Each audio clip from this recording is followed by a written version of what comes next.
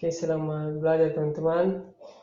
Pada kesempatan kali ini kita akan membahas bagaimana cara menentukan jarak dari suatu titik ke garis pada dimensi 3. Langsung saja, contoh yang pertama, diketahui balok A, B, C, D, E, F, G, H. Oke, ketika membaca soal seperti ini, langsung saja teman-teman buat visualisasi gambarnya di kertas cakar. Untuk gambar baloknya, kemudian beri penanda titik A, B, C, D, E, F, G, H. Kemudian diketahui panjang AB 12 cm, panjang BC 3 cm, dan panjang CG 4 cm. Jika titik S terletak pada perpanjangan rusuk AB dan BS sama dengan 1 cm, maka yang mungkin ya perpanjangannya sebelah kanan B1, karena kalau sebelah kiri maka yang satu itu S-nya akan terletak di dalam rusuk, bukan pada perpanjangan ya. Oke, posisinya sudah pas. Kemudian kita diminta menentukan jarak titik S ke diagonal ruang AG. Artinya kita harus buat garis pantu dari S ke diagonal AG dan harus tegak lurus. Ya, misalkan saja di sini tegak lurus dengan titik B.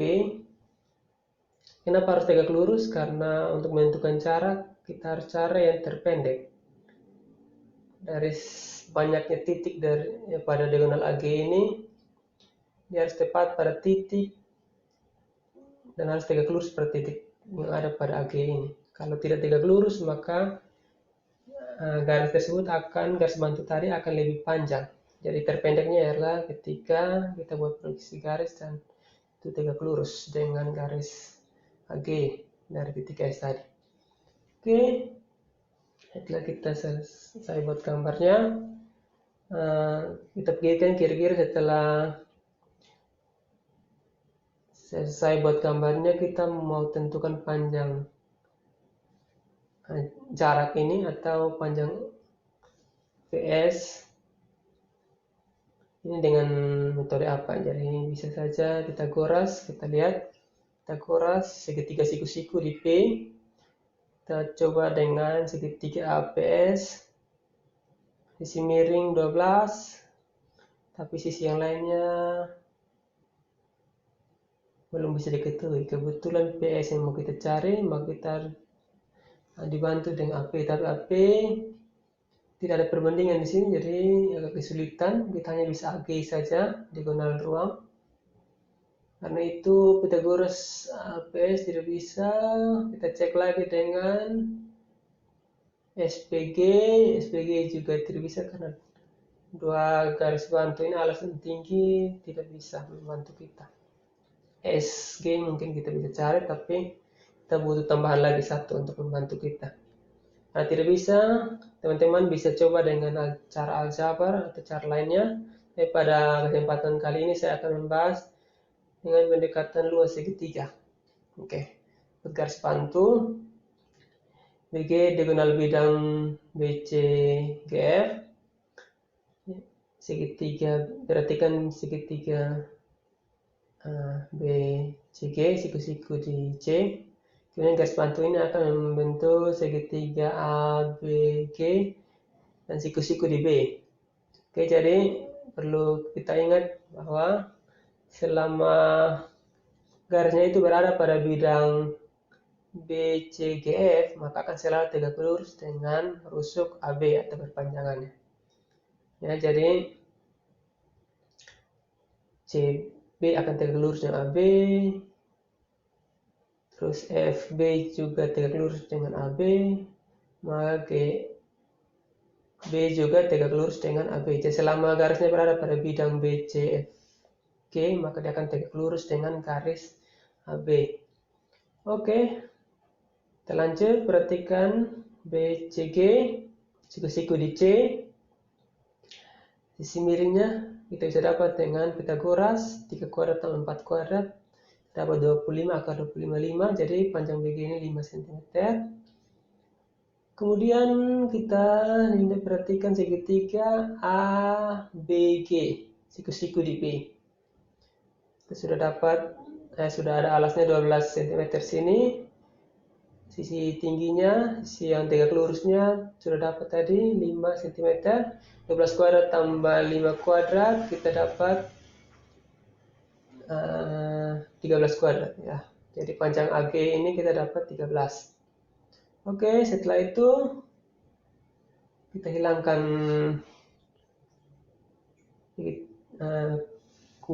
baloknya untuk membantu kita fokus pada garis-garis bantu tadi, atau pada kertas cakar teman-teman bisa buat saja gambar baru. Ini tambah seperti ini. Kemudian tambahkan lagi garis GGS sehingga membentuk segitiga AGS. Oke, jadi segitiga AGS ini kita bisa cari dengan rumus luas segitiga, yaitu alas AS kali tinggi BG. Jadi garis tinggi itu selalu tegak lurus antar titik puncak dengan alas ya. Atau kita bisa pakai alasnya AG, tingginya PS. Oke, jadi langsung saja rumus luasnya 1/2 kali alasnya AG kali tingginya PS, atau dia sama juga dengan 1/2 kali alasnya AS kali tingginya BG. Oke, nah itu kita substitusi nilainya. 1/2 kali 13 kali PS sama juga 1/2 kali 13 kali 5 ya. AG-nya 13 di sini kita sudah dapat. Kemudian AS-nya 13, 12 AB dan BS 1 13, terus BG tadi juga sudah dapat 5. Kedua harus kita eliminasi dengan 1/2, sisa 1, eliminasi lagi dengan 13, sisa 1, tersisa PS sama dengan 5 cm. Jadi jarak titik S ke diagonal ruang AG adalah 5 cm. Oke, jadi gampang bukan? Jadi saya hanya mengingatkan ketika kita sudah buat modelnya, visualisasi gambarnya, kertas cakar, coba pikirkan kira-kira mau cari jaraknya dengan pendekatan apa. Ya, coba saja dulu mungkin teman-teman bisa coba dengan Pythagoras. Kalau Pythagoras tidak bisa, coba dengan luas segitiga dan cara-cara lainnya. Oke. Contoh yang berikut untuk membuat kita lebih mantap lagi menghadapi soal-soal seperti ini. Diberikan masih balok lagi. Jadi ini saya ingin ingatkan bahwa contoh ini tidak hanya berlaku untuk balok saja, tapi juga untuk dimensi 3 yang lainnya. Kebetulan kita diberikan contoh pertama dan contoh kedua ini sama-sama balok. Kembali kita gambar baloknya A, B, C, D, E, F, G, H. Kemudian panjang AB-nya diketahui 20 cm, BC 12 cm, dan CG-nya 9 cm. Titik P terletak pada diagonal bidang BG. Diagonal bidang BG. Ya, P ada di diagonal bidang BG sehingga BP banding PG sama dengan 1/2. Ya. Jadi BP-nya 1, PG-nya 2. Lebih simpelnya kita bagi 3 saja, 3 titik, dan P itu berada satu bagian lebih dekat ke B. Oke, setelah itu kita diminta menentukan jarak titik P ke diagonal ruang AG. Jadi kita buat salah satu titik tegak lurus dengan P. Jadi garis P ke salah satu titik di diagonal AG ini harus tegak lurus. Kemudian kita perhatikan BCG, kita tentukan dulu panjang BG-nya, seperti contoh sebelumnya.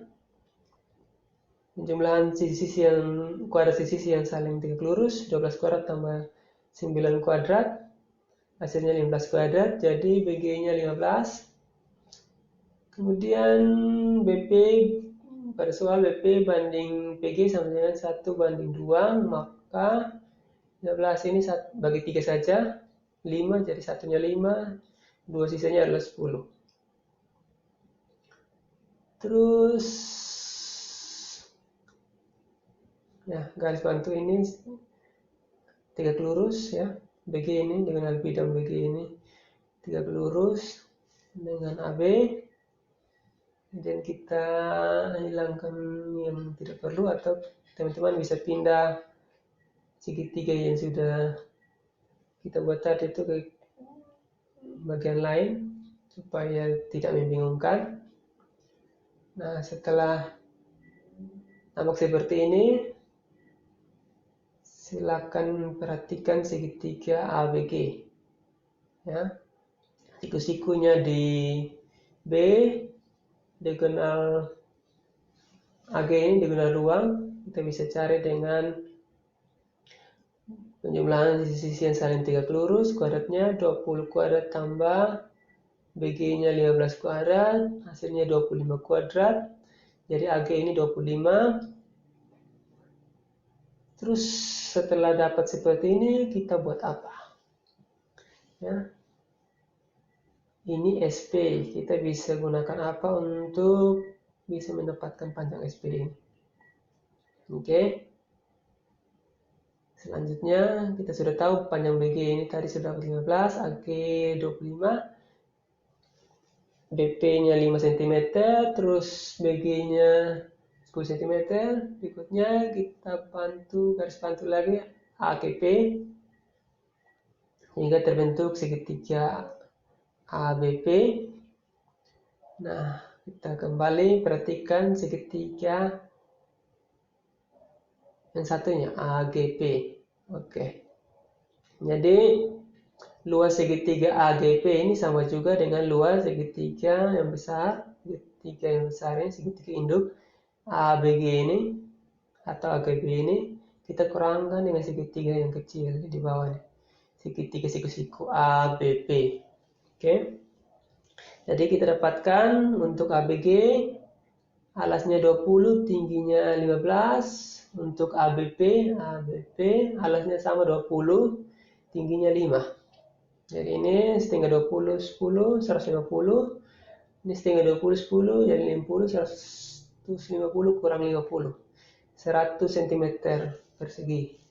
Kita sudah dapat luas segitiga AGP 100 cm persegi. Kemudian kita hilangkan bagian yang tidak perlu. Ya. Kembali kita buat rumus luas segitiga AGP.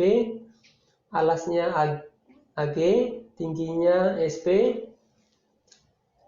Luas segitiga kita sudah dapat tadi yaitu 100, kemudian AG-nya sudah dapat juga. Di sini ya 25. Tersisa SP yang belum diketahui.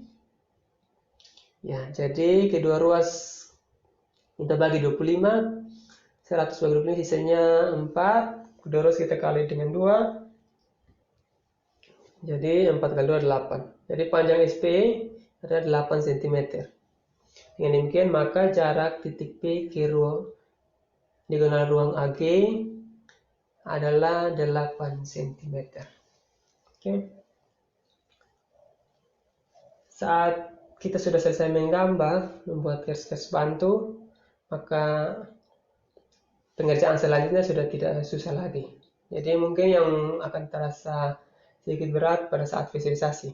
Tapi kalau sudah terbiasa, yakin kita semua akan bisa dengan mudah mengerjakan soal-soal seperti ini.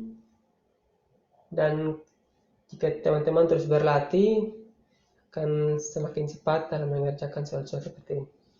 Oke, untuk lebih memantapkan lagi, tidak bosan-bosan ingatkan, silakan deskripsi video ini dibuka, ada kuis di sana. Selamat berlatih, selamat belajar, buatlah belajarmu jadi menyenangkan. Make it fun.